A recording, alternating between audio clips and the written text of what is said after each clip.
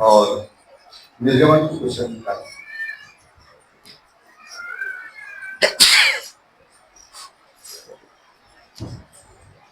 निर्गमन 17 अध्याय 8 पद से 13 पद तक पढ़ेंगे। तब अमालेकी आकर रफीदीम में इस्राएलियों से लड़ने लगे। तब मूसा ने यहोशू से कहा, हमारे लिए कई पुरुषों को चुनकर छांट ले और बाहर जाकर अमालेकियों से लड़, और मैं कल परमेश्वर की लाठी हाथ में लिए हुए पहाड़ी की चोटी पर खड़ा रहूंगा। मूसा की इस आज्ञा के अनुसार यहोशू अमालेकियों से लड़ने लगा और मूसा हारून और हूर पहाड़ी की चोटी पर चढ़ गया। जब तक मूसा अपना हाथ उठाए रहता था तब तक तो इस्राएल प्रबल होता था, परंतु जब जब वह उसे नीचे करता तब तक अमालेक प्रबल होता था। पर जब मूसा के हाथ भर गए तब उन्होंने एक पत्थर लेकर मूसा के नीचे रख दिया और वह उस पर बैठ गया, और हारून और हूर एक एक अलग में उसके हाथों को संभाले रहे और उसके हाथ सूर्यास्त तक स्थिर रहे। और यहोशू ने अनुचरों समेत अमालेकियों को तलवार के बल से हरा दिया। हाँ,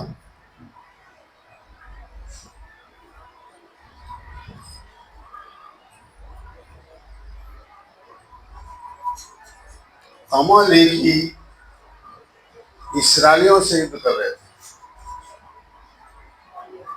लिखा है तब अमालेकी आकर रफीदीम में इस्राएलियों से लड़ने लगे।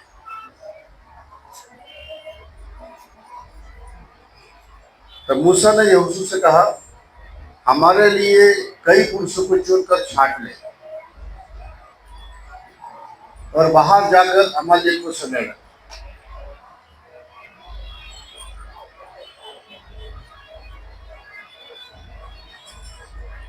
हालेलुया।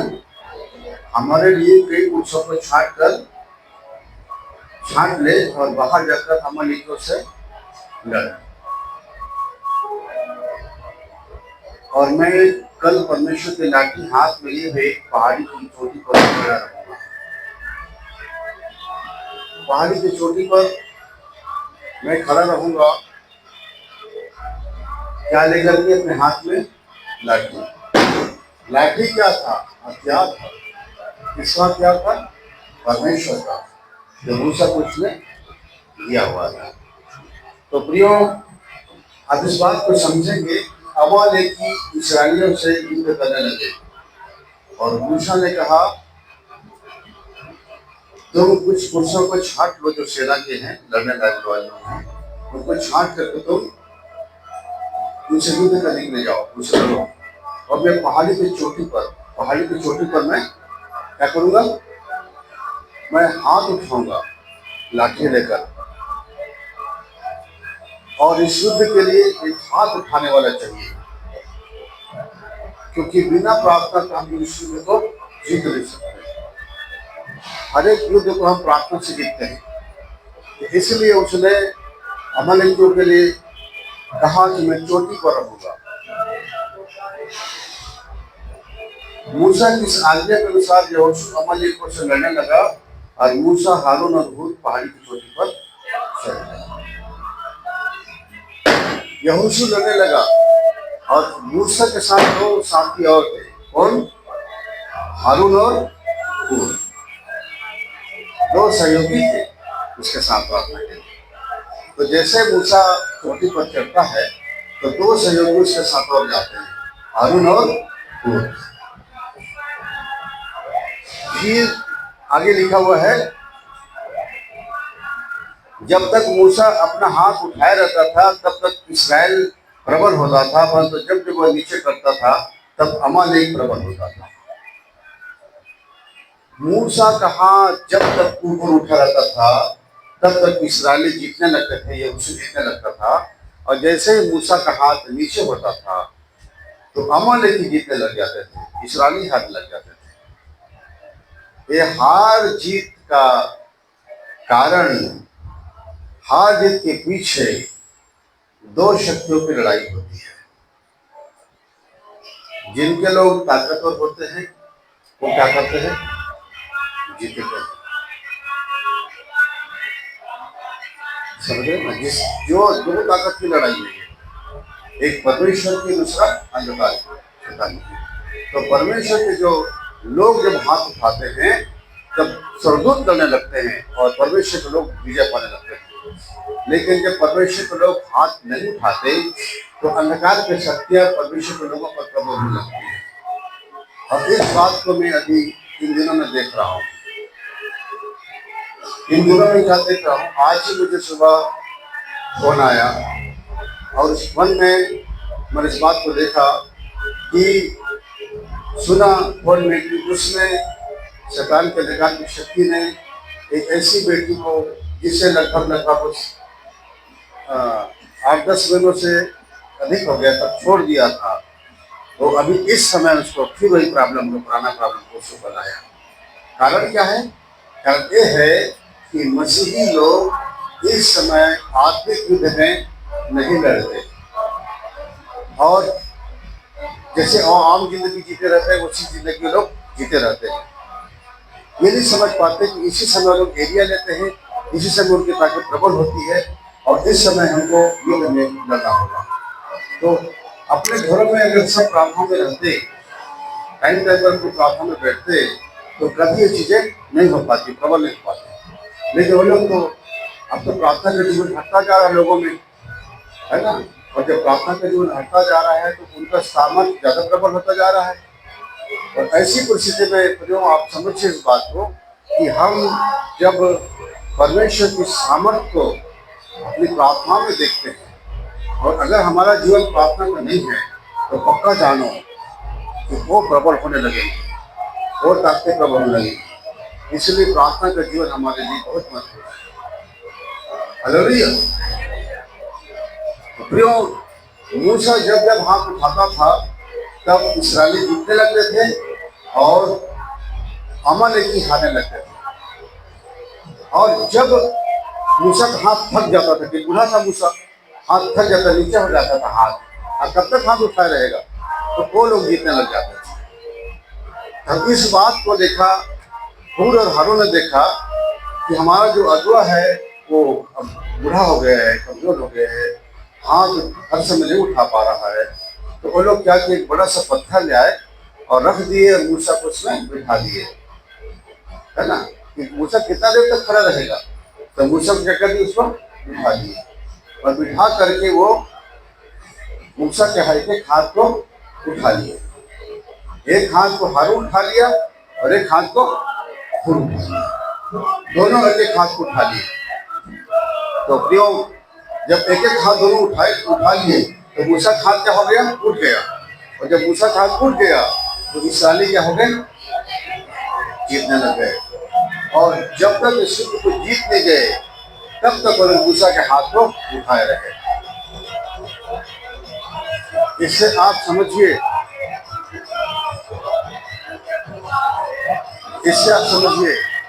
कि अगर आपका हाथ उठा है प्रार्थना में तो आप हर ताकत से जीतोगे, और अगर आपका हाथ प्रार्थना में नहीं है तो वो लोग आपको जीतने लगेंगे। तब डालते हैं समस्याएं, परेशानियां, रोग, हमले, ये सब जीवन में डालना। तो प्रियो, आप आज प्रार्थना के सामर्थ्य को देखिए कि अगर इस अंधकार के शासक जो इस पृथ्वी पर कार्य कर रहा है, अगर आपका जीवन प्रार्थना में नहीं है तो फिर आपको दिक्कत होगी, आपके जीवन में कई समस्या आएंगी, आप हारते जाएंगे, आप असफल होते जाएंगे, आपके जीवन में बहुत प्रकार के रोग, क्लेश, दुख आने लगेगा। क्योंकि शैतान चाहता है एक मसीह को रोकना, एक मसीह को रोकना चाहता है। एक मसीह अगर रुक जाता है तो और लोगों के जीवन को बदलने नहीं पाएगा, वो उसके राज्य परमेश्वर से सीमित हो जाएगा। और आप लोगों में से हर एक परमेश्वर के राज्य के योद्धा हैं, और अगर आप चुपचाप बैठते हैं तो कुछ दिनों के बाद अंधकार की शक्ति नजदीक आने लगेगी और धीरे धीरे आपको छन लगेगी।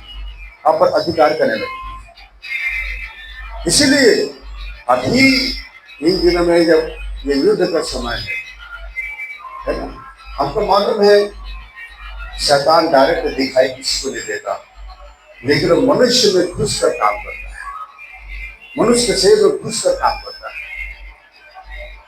और इस समय हम देख भी रहे हैं, हमने देखा भी है कि कैसे मनुष्य शरीर में घुस करके काम करता है।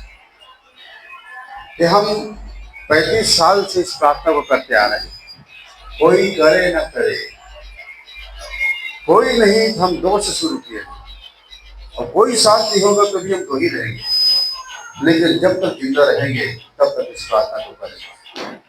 क्योंकि हमने देख लिया है कि जितने साथी हमारे साथ बैठते गए सबको लुढ़काते गया, वो सब लुढ़काते गया, तोड़ते गया, हटाते गया। इससे यही लगता है कि उनके जीवन में प्रार्थना का वो सामर्थ्य रहा, वो जीवन नहीं रहा। इसलिए शैतान उनको प्रार्थना के जीवन से दूर करता है। शैतान वचन के प्रचार करने से नहीं करता, शैतान प्रार्थना से करता है। क्योंकि प्रार्थना से आप बहुतों को छुड़ा लेते हैं, प्रार्थना से आप मनुष्य के राज्य को बढ़ा देते हैं, प्रार्थना से आप लोगों को गड्ढे से निकाल देते हैं, प्रार्थना आपको बहुत ऊंचा उठाता है। इसीलिए केवल प्रार्थना ही रोकता है। और बहुत जगह पर इस साल ठंडा पड़ा है, लगभग लोग प्रार्थना में नहीं है, प्रार्थना में नहीं है। जो लोग प्रार्थना में नहीं है उनको तरीके से ऐसा हटा देता है, अब तू मेरा अभी नहीं बिगाड़ पाएगा, तेरे पास तो सामर्थ नहीं मुझे हटाने का, मैं तुझे हटा देता हूँ, और हटा देता है। हालेलुया। तो यहाँ पर हम देखते हैं कि यहाँ पर लड़ाई है 2 ताकत की। जब परमेश्वर का दास कहाँ पूजा उठ रहा है अभिषेक का, तो उसके प्रजा जीत रहे हैं, और जब उसका दास का हाथ नीचे हो जा रहा है तो वो लोग जीत रहे हैं, शत्रु लोग। इसका मतलब है कि बिना प्रार्थना का आप इस धरती पर, शैतान आपको 1 इंच जमीन नहीं देने वाला, 1 इंच जमीन नहीं देगा वो, कुछ भी धरती पर नहीं जीने देगा आपको, कुछ नहीं पाने देगा आपको। अच्छे को हटा दिया है वो। मेरे साथ तो 35 साल पहले कितने लोग बैठे होंगे, और कौन कौन लोग थे? 35 साल से लोग बदलते बदलते बदलते बदलते गए, कितना सब फेंका गए। जब उसके सामने वो अच्छे को हटाता है और तरीका जानते हटाने का, तो ये थोड़े बहुत हल्के लोग किस खेत की मूली है, वो तो ऐसी आराम से हटा देता है। मैं बताऊंगा आपको कैसे हटा देता है। आपको समझ नहीं आएगा शैतान आपके जीवन में काम कर रहा है, आपको हटा रहा है, आपको मालूम नहीं चलेगा कि आपके जीवन में काम कर रहा है, घुस गए हैं, अंदर आ गए हैं, क्योंकि आपकी बुद्धि को बंद कर देगा, आपके समझ को बंद कर देगा, और आप समझ ही नहीं पाओगे। आपको लगता रहेगा नहीं तो मैं तो अच्छा हूँ, मैं तो ठीक हूँ, मैं तो शराब शैतान कराता हूँ, मैं तो शैतान को बांधता हूँ। शैतान कहता है, अरे निर्बल विश्वासी, मैं तो तुझे पहले बांध चुका हूँ, तो मुझे क्या बांधेगा? मुझे बांधने के लिए मनुष्य को अपने आप को बहुत चीजों से बचाना पड़ता है। जो सबसे हटकर अपने आप को रखेगा वही कर सकेगा, बाकी जो फंसा हुआ है, जो निर्बल है, वो मेरे साथ क्या युद्ध करेगा? परमेश्वर ने विश्वासियों को, मसीहों को अंधकार की शक्तियों के साथ, शैतान की शक्तियों के साथ पर अधिकार दिया है, लेकिन वो अधिकार आप तब उपयोग कर सकेंगे जब आपके अंदर परमेश्वर के प्रति वो पवित्रता होगा, होलीनेस होगा, उसके प्रति आपके अंदर आज्ञाकारिता होगी, और उसके वचन पर आप फॉलो करते चलते रहेंगे, और उसके आत्मा का अभिषेक से रहेंगे। आत्मा कब हटता है आदमी को पता नहीं चलता। इसीलिए शैतान लोगों को पाप करा के गिरा देता है। और कई लोग कहते हैं कि हम पाप नहीं करें, उनके अंदर घमंड रहता है, और घमंड एक बड़ा पाप है। घमंड से तो शैतान उत्पन्न हुआ है, और घमंड के पाप से लोग गिर गए। बहुत से लोग घमंड से गिर गए, कुछ व्यभिचार से गिर गए, कुछ लालच से गिर गए, और कुछ घमंड से गिर गए। उन्हें मालूम है कि किसको कैसे गिराना है। हालेलुया। घमंड कैसे आ जाता है? वो ऐसा आ जाता है कि उसको ऐसा लगता है कि मुझे बहुत कुछ मिल गया, मुझे सब कुछ मिल गया, कुछ मुझे किसी की जरूरत ही नहीं है, मैं सब जानता हूं। जबकि वो कुछ नहीं जानता, जबकि वो कुछ नहीं जानता। जो कहता है मैं सब कुछ जानता हूं और कुछ नहीं जानता, क्योंकि परमेश्वर को जानना आसान तो नहीं है। क्योंकि वो कहता है तुम्हारी बुद्धि और मेरी बुद्धि, तुम्हारी समझ मेरे समझ में पृथ्वी और आकाश का अंतर है। तो सब कुछ कैसे जानेंगे? महासागर में जिंदगी भर पढ़ता आ रहा हूँ इसको, 40 साल से मैं सेवा करता आ रहा हूँ, लेकिन आज मेरे लिए रोज नया है। आज भी सीखता जा रहा हूँ मैं। और कुछ लोग कहते हैं कि हम तो सब सीख गए, सब जान गए। तुम जान के मतलब परिपूर्ण हो गए, तुम अब फुल हो गए, अब नहीं भरोगे तुम, तुम्हारे अंदर कुछ नहीं भरेगा। भाई एक बाल्टी में पानी फुल भर गया है, उसमें और भरेगा क्या? नहीं भरेगा। तो कोई आदमी कहता है मैं तो सब जान गया, मैं तो फुल हो गया, फुल, अब कहाँ कोई भरेगा? तो जब फुल हो गया कहता है तो सब फूल जाता है, और जब फूल जाता है तो सफा नीचे का तो छेद कर देता है। लेकिन उधर बगल में खाली नाला बहुत जल्दी लोगों का रास्ता रोकता है। छोटे छोटे नाले बाढ़ में ऐसे खाने को जाते हैं कि लोगों का रास्ता रोक देते हैं। नदी को थोड़ा समय लगता है रास्ता रोकने में, ठीक है ना, लेकिन समुद्र शांत रहता है। वैसे ही जो थोड़े से भर जाते हैं वो नाले हैं, वो कहते हैं बस हम तो फुल हो गए, हमको सब कुछ मालूम हो गया, धरती आकाश सब जानते हैं हमें। यही चीजें हमें उससे युद्ध करने से रोक देती है, यही बात है। और मैं आपको बताना चाहता हूं कि हमारी जो लड़ाई है मांस और लहू से नहीं है, अंधकार की शक्तियों से है। इफिसियों की पत्री 6 अध्याय के 10 पद से पढ़ो। इफिसियों 6 के 10 से पढ़ो। इसलिए प्रभु में और उसकी शक्ति के प्रभाव में बलवान बनो, परमेश्वर के सारे हथियार बांध लो कि तुम शैतान की युक्तियों के सामने खड़े रह सको, क्योंकि हमारा यह मन युद्ध लहू और मांस से नहीं परंतु प्रधानों से और अधिकारियों से और इस संसार के अंधकार के हाकिमों से और उस दुष्टता की आत्मिक सेनाओं से है जो आकाश में है। इसलिए परमेश्वर के सारे हथियार बांध लो कि तुम बुरे दिन में सामना कर सको और सब कुछ पूरा करके स्थिर रह सको। इसलिए सत्य से अपनी कमर कसकर और धार्मिकता की झिलम पहनकर और पांवों में मेल के सुसमाचार की तैयारी के जूते पहनकर और इस सब के साथ विश्वास की ढाल लेकर स्थिर रहो, जिससे तुम उस दुष्ट के सब जलते हुए तीरों को बुझा सको और उद्धार का टोप और आत्मा की तलवार जो परमेश्वर का वचन है ले लो।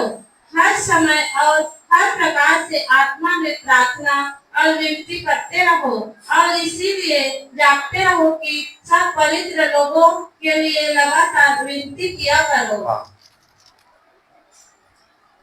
इसलिए प्रभु में और उसकी शक्ति के प्रभाव में बलवंत बनो। कैसा बलवंत? प्रभु की शक्ति में, प्रभु की शक्ति के प्रभाव में बलवंत बनो, परमेश्वर में बलवंत बनो। तो यहाँ लोग पाप करने में बलवंत बनते हैं, अपनी इच्छाएं पूरी करने में बलवंत बनते हैं, लोगों को लूटने बलवंत बनते हैं, ठगने बलवंत बनते हैं, धोखा देने बलवंत बनते हैं। धोखा देना किसका काम है? किसका काम है? शैतान का काम। तो यहाँ उसी कामों में लोग बलवंत बन रहे हैं। आगे लिखा है कि परमेश्वर के सारे हथियार बांध लो कि तुम शैतान की युक्तियों के सामने खड़े रह सको। शैतान से लड़ने के लिए आपको आत्मिक हथियारों की जरूरत है। आप आत्मिक हथियारों से जब तक लेस नहीं हो जाओगे उससे डर नहीं सकते। जैसे योद्धा लोग देखे सर से पांव तक क्या है, आत्मिक चिलम और हथियार से लेस रहते हैं। सर पर टोप रहता है उनका, बॉडी पूरा चिलम रहता है उनका, हाथ में पैर में सब है ना ढाल रहता है, तलवार रहता है। ये आत्मिक हथियार को पहन लेना है ताकि तुम शैतान की युक्तियों के सामने खड़े रह सको। बांधो अपने हथियार को, अपने वस्त्र को पहनो जो युद्ध का वस्त्र है, और फिर उसके सामने खड़े रह सको। क्योंकि हमारा यह मल्ल युद्ध लहू और मांस से नहीं परंतु प्रधानों से और अधिकारियों से। 4 भागों में है वो लोग शैतान। पहला क्या है, प्रधान। लूसीफर के नीचे क्या है, बड़े बड़े प्रधान हैं, और प्रधान के नीचे अधिकारी हैं, अधिकारी के नीचे हाकिम हैं, और हाकिम के नीचे सेना है। ये 4 भाग में है वो लोग, 4 भाग में काम करते हैं। बड़े बड़े प्रधान हैं जिनके साथ युद्ध होता है। दानियल जब प्रार्थना कर रहा था, उपवास प्रार्थना, तो दानियल की प्रार्थना को सुनकर परमेश्वर ने दानियल को प्रकाश देने के लिए, वचन के उसने भेदों को बताने के लिए जिब्राइल स्वर्गदूत को भेजा कि जा दानियल को भेद को बताओ। दानियल जब के भेद को बताने के लिए जब स्वर्गदूत आ रहा था जिब्राइल, तो एक प्रधान ने, फारस के प्रधान ने क्या किया, जिब्राइल को रोक लिया। 21 दिन तक रोक दिया। वो सामना किया रहा 21 दिन तक नहीं जाने दूंगा। उतना बड़ा स्वर्गदूत पावरफुल जिब्राइल, जिसको फारस का, शैतान के प्रधान है फारस का, फारस देश, वो रोक दिया उसको। जिब्राइल बताया दानियल को, और जब वो रोक दिया तो परमेश्वर ने मिकाएल को भेजा, जाओ उसके साथ। मिकाएल जैसे आता है वैसे भागता है फारस का प्रधान, और उसके बाद जिब्राइल दानियल के पास आकर दानियल को सारी बात बताता है और कहता है उसके बाद जब मैं वापस आऊंगा तब फारस के प्रधान से लड़ूंगा। अभी मुझे लड़ने की आज्ञा तो नहीं थी, मैं जो आज्ञा मिली थी उसके लिए मैं आया था, अब चाहूंगा तो लड़ के जाऊंगा उससे। हालेलुया। हमारी प्रार्थना से उन लोग भी ताकत रहता है। कमजोर प्रार्थना तो कमजोर सहायता, ताकतवर प्रार्थना, पावरफुल प्रार्थना तो ताकतवर सहायता। हमारी प्रार्थनाओं से स्वर्गदूत डरते हैं। तो पर दानियल की प्रार्थना से आ रहा था। हालेलुया। और बहुत सारी प्रार्थनाएं तो रुक जाती हैं आपकी आकाश में ही, क्योंकि आपकी प्रार्थना में स्वार्थ भरा रहता है, लालच भरा रहता है। मैं, मेरा अपना, मेरा परिवार, मैं, मेरा घराना, बस यही तक सीमित वाला प्रार्थना, स्वार्थी प्रार्थना। तो लिखा है क्योंकि हमारा यह मल्ल युद्ध लहू और मांस से नहीं परंतु प्रधानों से और अधिकारियों से और इस संसार के अंधकार के हाकिमों से और उस दुष्टता की आत्मिक सेनाओं से है जो आकाश में है। कहाँ है? आकाश में। जितने समय के बाद यहाँ पर बताए जाते हैं ना, ईश्वर के लिए देखा, वो देखा, लोग संसार के लोग जो बताते रहते हैं, वो परमेश्वर वाला स्वर्ग नहीं है, वो लूसीफर वाला स्वर्ग है ना। वो आकाश में जो स्वर्ग है ना, उस स्वर्ग की बात करते हैं। इसमें उसको देखा, इसको देखा, इस भगवान को, उस ईश्वर को देखा, वो वाला है तो लूसीफर का है, वही तक की पहुंच है। वो परमेश्वर जो स्वर्ग है, जो वहां उनका निवास है, वहां तक की बात नहीं होती। आकाश में इनकी सेना है, आकाश में इनका सिंहासन है लूसीफर का, आकाश में उसका स्वर्ग है, आकाश में उसका न्याय है। उन लोगों को आकाश तक, जहाँ उनसे भक्ति से जुड़े हुए लोग हैं, उनको वहीं तक उनका आत्मा को रखता है कैद करके। वो आप धोखे मत रहना।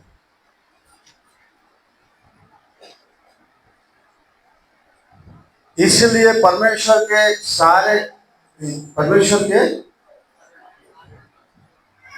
हथियार बांध लो कि तुम बुरे दिन में सामना कर सको और सब कुछ पूरा करके इससे रह सको। बुरा दिन आता है, बुरा समय आता है, बेकार की शक्तियों का सक्रिय होने का समय सभी, तो इन दिनों में आप हथियार नहीं बांधे हो, युद्ध नहीं कर रहे हो, आप आराम से सो रहे हो, कुछ नहीं, सब कुछ तो बढ़िया चल रहा है। और जब सब कुछ बढ़िया चल रहा है, आपने हथियार छोड़ दिया, तब कहता अभी हथियार रख दिया है।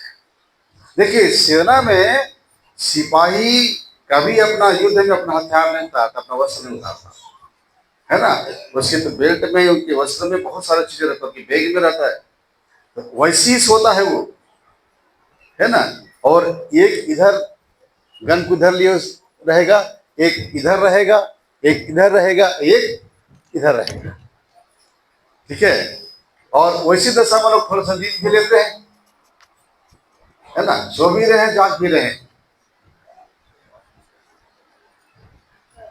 जैसे ही खट से हुआ, फट से लोग खुल जाती हैं आंखें। सिपाही तब बेल्ट उतारता है जब युद्ध थम जाता है, रुक जाता है, तब तक वो बेल्ट नहीं उतारता, तब तक वस्त्र नहीं उतारता। और आप कहते ले भैया, हम तो उतार दिए, अब शैतान के तुम भी मत लड़ना और हम भी नहीं लड़ेंगे, हम भी तुमको नहीं मारेंगे, नहीं बांधेंगे, तुम भी हमको कुछ मत करना। ऐसा समझौता करके तो शैतान बोला कुछ नहीं करूंगा, कुछ नहीं करूंगा, आराम से कपड़ा उतार दे, हथियार रख दे, भाई हमारी आपके तो समझौता हो गया, दोस्ती हो गई। और जैसे आप रख देते हो, उसके बाद वो देता है आपको। वैसे यदि विश्वासी लोग वैसी लोग कर रहे हैं। अभी जो आत्मिक युद्ध का समय है, अपना अपना हथियार रख दिए हैं। शैतान तो बहुतों को उनकी समस्याओं में फंसा कर रखता है, परिवारों में फंसा कर रखता है, उलझा कर रखता है। कहता तो रे विश्वासी, तू क्या करेगा, तुझे तो उलझा कर रख दिया हूँ, तुझे तो फंसा कर रख दिया हूँ, तुझे तो मैं रोक कर रख दिया हूँ। अरे दानियल को रोक दिया ना, उसको जिब्राइल को, उतना पावरफुल को। जैसा आपको समस्या ठीक होती है, आप चुपचाप बैठ जाते हैं, सो जाते हैं, और तब फिर उसका काम शुरू होता है।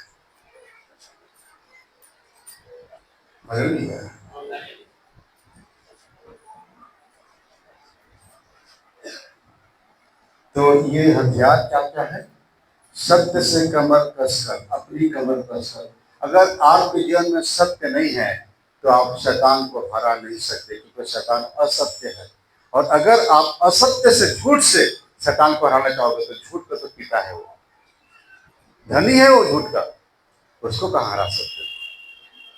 आपके जीवन में झूठ है, फरेब है, असत्य है, आपके जीवन में बहुत प्रकार की चीजें हैं, और कहोगे मैं तो हरा देता हूँ, तो मान लेता हूँ,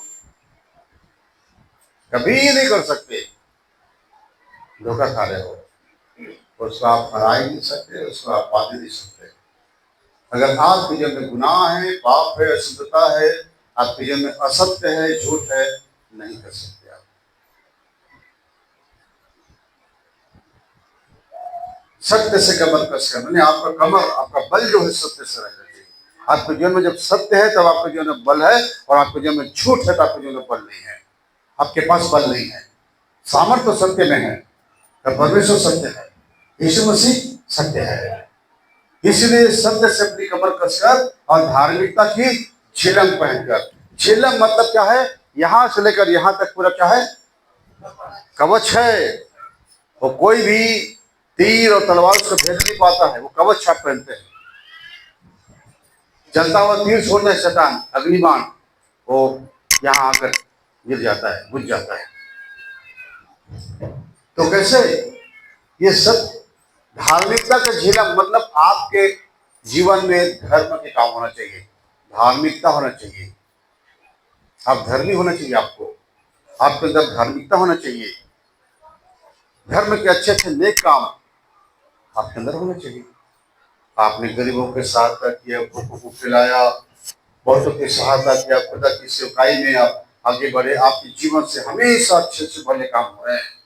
ये आपका ताकत है, आपका ये चिलम है, ढाल है, ये चिलम, कोई हथियार नहीं लगेगा। इन आपके जीवन में तो कोई भलाई ही नहीं है, अपने लिए सोचने सिवा दूसरे सोचते नहीं आप, ना अपने गरीबों के, ना भूखों की, ना ऐसे मजबूर हालातों में फंसे लोगों की, न किसी आत्मिक भाई बहन की सहायता किया, न कभी किसी को खिलाया न पिलाया, न कभी किसी की मदद किया। दुख में पड़े, समस्याएं पड़े, किसके साथ समस्या नहीं आती, किसके साथ अभाव नहीं आता, परेशानी नहीं आती। आज प्रभु ने आपको अच्छा दिन दिया तो दूसरों की मदद नहीं कर रहे हैं आप, कल आपका बुरा दिन आएगा तो क्योंकि वो आदमी मेरी मदद नहीं किया। आपके जीवन में कोई भलाई नहीं है, कोई अच्छाई नहीं है, तो आपके झिलम नहीं है धार्मिकता का, और धार्मिकता का झिलम नहीं है तो फिर आपको बार बार हथियार लगेगा, हर तीर लगेगा, हर हर भाला लगेगा, क्या लगेगा शैतान का, बार बार गिरोगे।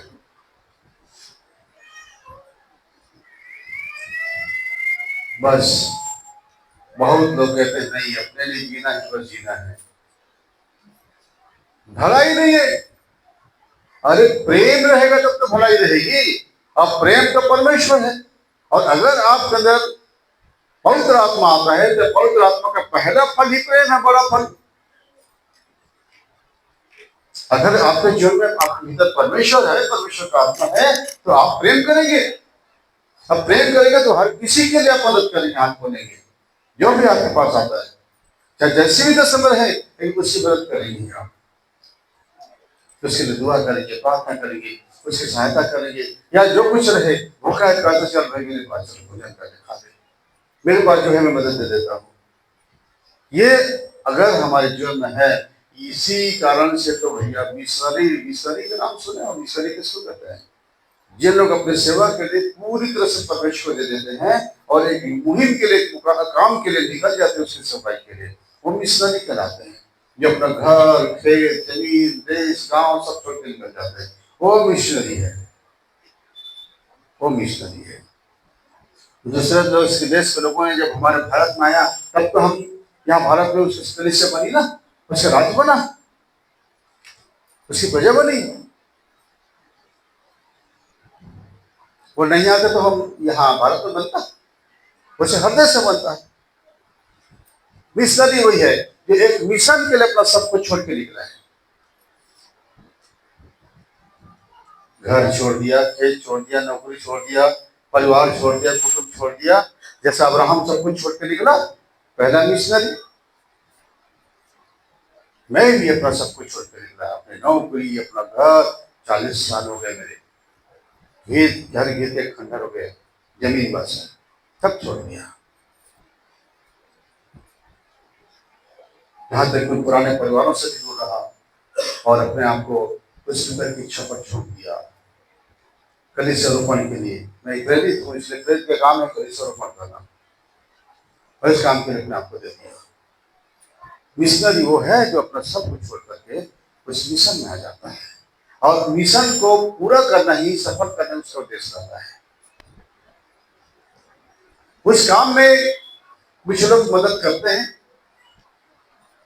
पर वो मिशनरी नहीं, वो मिशनरी नहीं है। उन्होंने अपना घर न छोड़ा, न खेत छोड़ा, न गांव छोड़ा, न कुछ नहीं छोड़ा, न बिजनेस छोड़ा, मिशनरी नहीं है।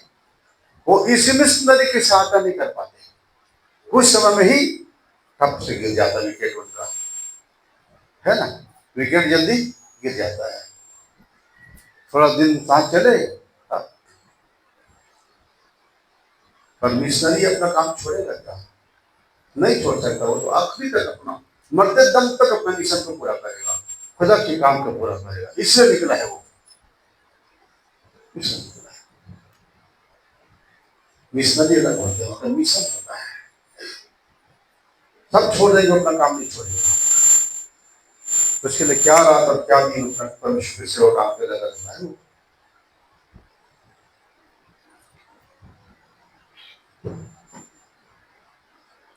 जैसा कि मैं सुबह सोया था, संतोष मुझे बार बार आके देख रहा था कि भैया उठो जल्दी, टाइम हो रहा है, लेकिन मैं बोला सोया नहीं हूँ, टाइम हो जाएगा।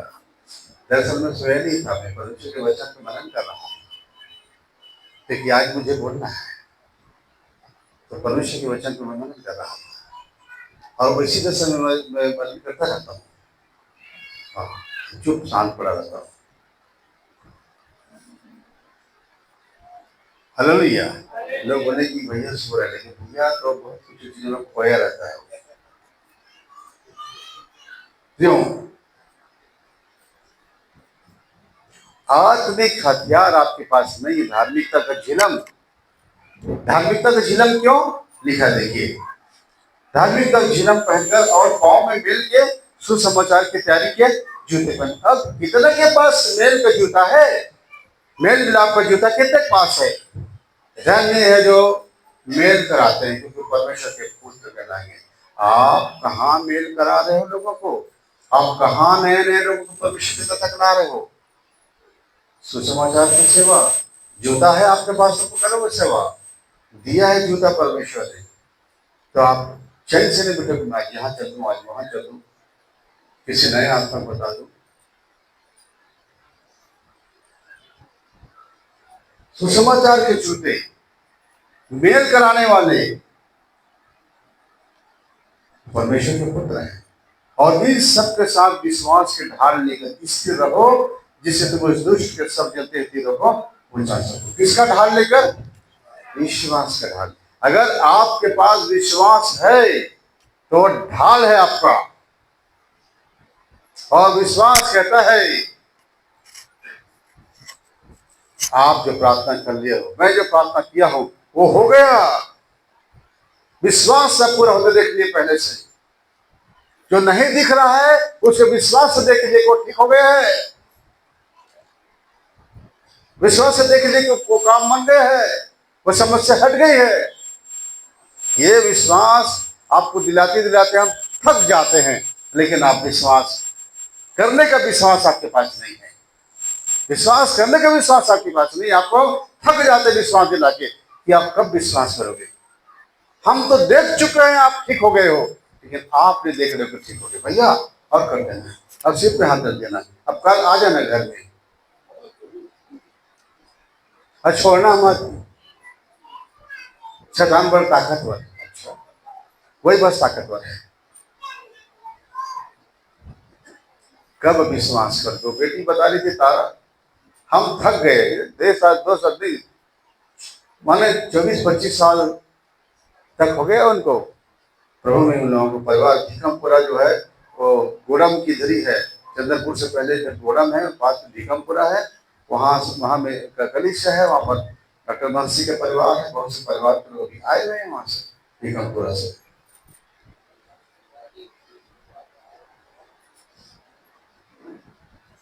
तो हम थक गए थे उनके लिए। आखिर में हम लोगों ने हाथ जोड़ा, अब हमसे नहीं हो पाएगा प्रार्थना तुम्हारे लिए, तुम जानो।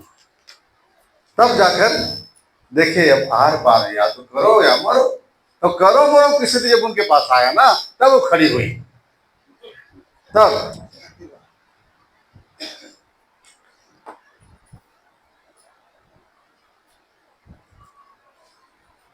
आप खुद को नहीं जान पा रहे, इसलिए देखिए मैं एक बात आपको बताना चाहता हूँ।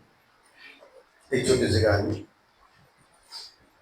एक बड़ा सा वृक्ष में बाज का घोंसला था। बाज तो जानते हो ना सब, है ना? बाज जो बड़े बड़े पक्षियों को, जानवरों को उठा भाग लेके चला जाता, उड़ जाता है। और बाज का घोंसला था और उसमें वो अंडे दिए हुए थे। क्या दिया हुआ था? अंडा। मादा बाज जो थी वो अंडे दी हुई थी।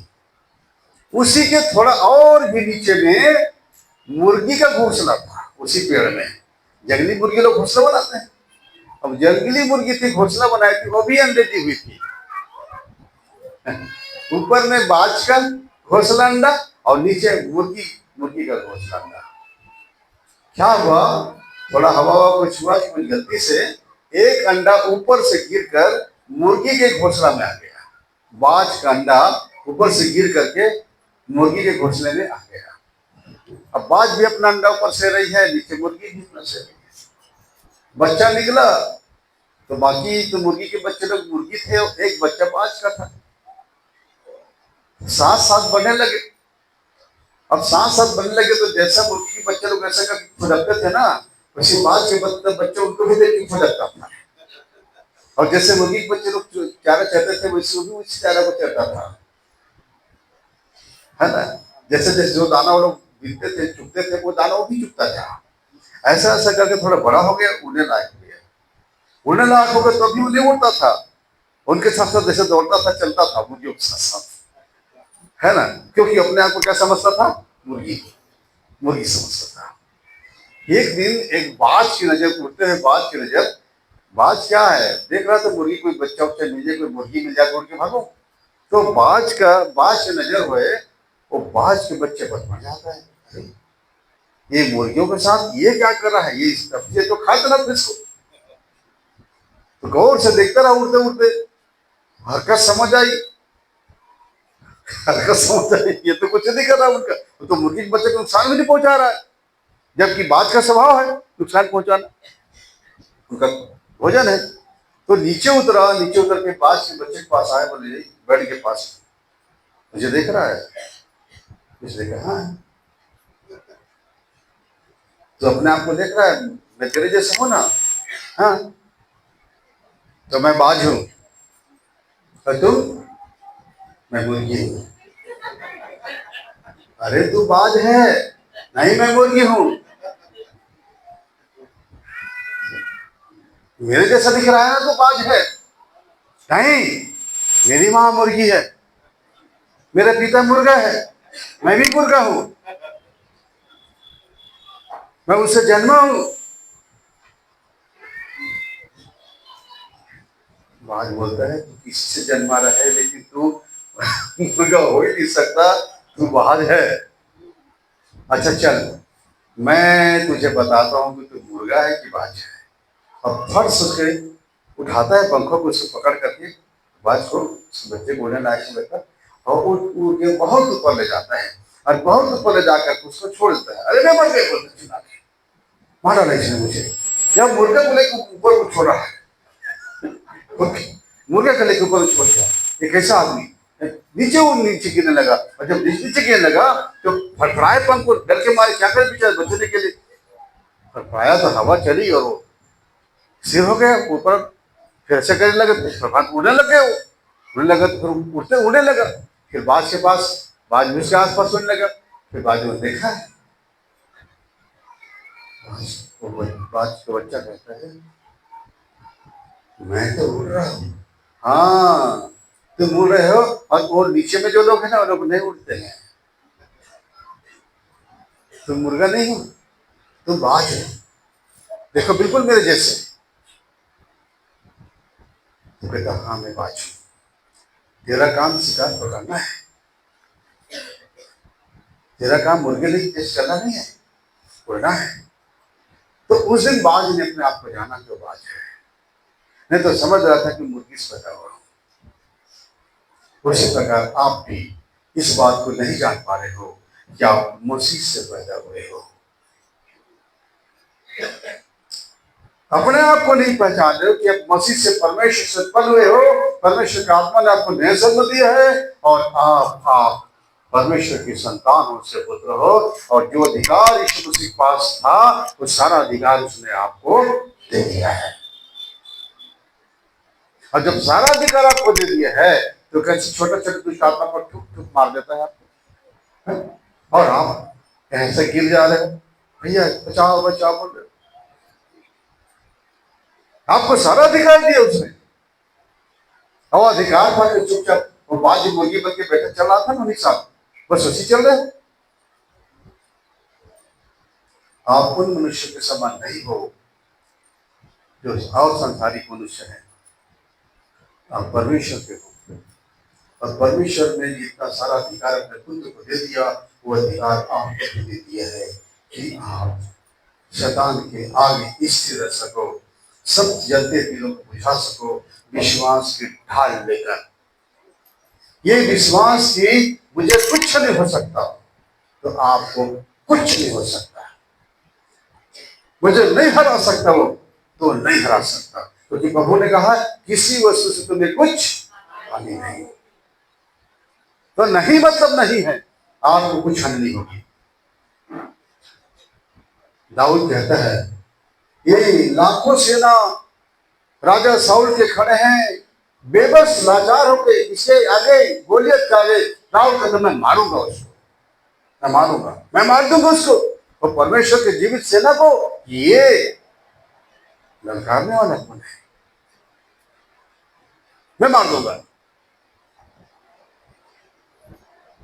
ये बच्चा कह रहा है मैं मार दूंगा, अब मार ही दिया।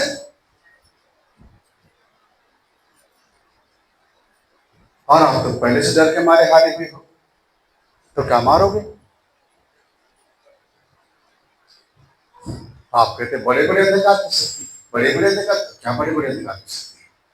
परमेश्वर से बड़ा कोई नहीं। आप खुद परमेश्वर के एक उदाहरण। परमेश्वर ने आपको सामर्थ्य, अधिकार दिया, पावर दिया।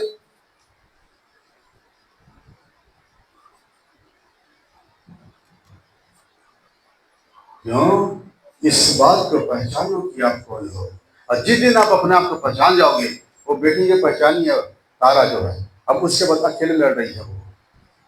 अब उसके बाद जो रात दिन बीमारी पड़ा रहता था डॉक्टर मानसी सुदर्शन खराब, अब वो कल बताए थे मुझे, वो तो चाचा वो तो जाके काम कर रहा है, बड़ा बड़ा ढेला पटक दे रहा है और सब्जी लगा ले रहा है बाड़ी में और सब काम कर ले रहा है। बोला डॉक्टर साहब कैसे हो? बिल्कुल ठीक है। हाँ, मैं बोला देखो तुम खड़ी हुई, वो भी खड़ा हो गया। कि कुछ लोग दूसरे के विश्वास पे खड़े होते, दूसरे प्रार्थना खड़े होते हैं। तो हर समय मुझे देखे चाचा कब आओगे, चाचा कब आओगे, बस इसका यही रहता था पूरा।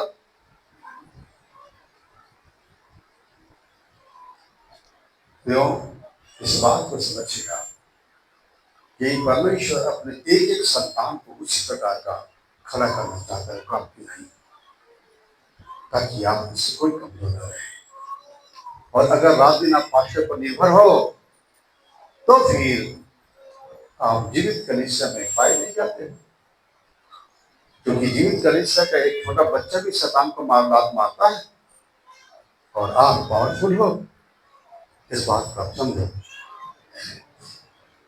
नहीं तो फिर मुर्गी के बच्चा समझ कर की बात जैसे चलता था उनके साथ बड़ा होते तक वैसी आप चल रहे। हालेलुया। तो इस हथियार को न रखकर के बराबर युद्ध नहीं करने के कारण से बहुत लोगों के अंदर में कुछ आत्माएं प्रवेश कर जाती हैं। और कौन सी आत्माएं समय ज्यादा ताकतवर है? ज्यादा ताकतवर आत्मा इजबेल की आत्मा। इजबेल की आत्मा पावरफुल है। जो इजबेल की आत्मा बहुत से अवगुणों से भरी हुई आत्मा है। इस समय काम कर रही इजबेल की आत्मा, यहूदा इस्करियोती की आत्मा, बेलजेबुल की आत्मा और इसी प्रकार और कुछ आत्माएं हैं, दुष्ट आत्माएं हैं जो लोगों के जीवन में काम कर रही है।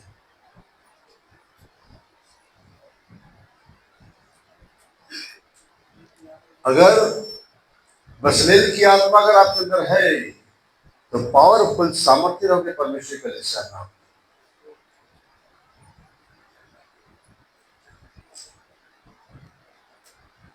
ये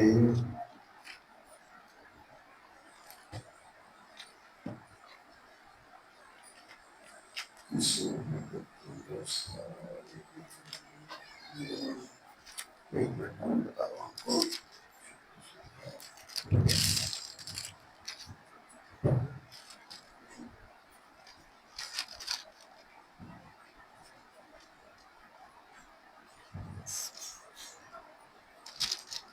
निर्गमन 36 अध्याय